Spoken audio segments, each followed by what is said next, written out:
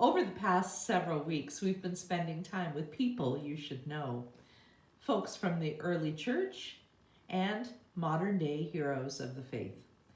Today, we get to know a woman who is known as Tabitha or Dorcas, depending on who you ask.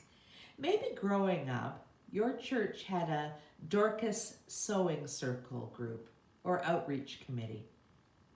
So here's her story, a wonderful example of a disciple who simply did what she could.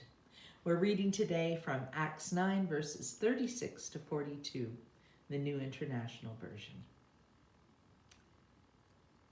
In Joppa, there was a disciple named Tabitha. In Greek, her name is Dorcas. She was always doing good and helping the poor. About that time, she became sick and died, and her body was washed and placed in an upstairs room. Lydda was near Joppa, so when the disciples heard that Peter was in Lydda, they sent 2 men to him and urged him, "Please come at once."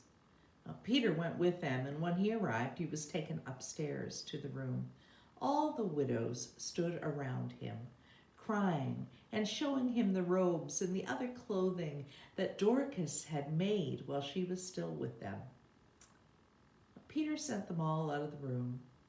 Then he got down on his knees and he prayed.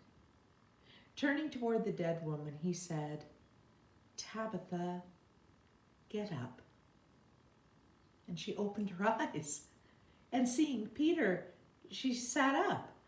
He took her by the hand and helped her to her feet.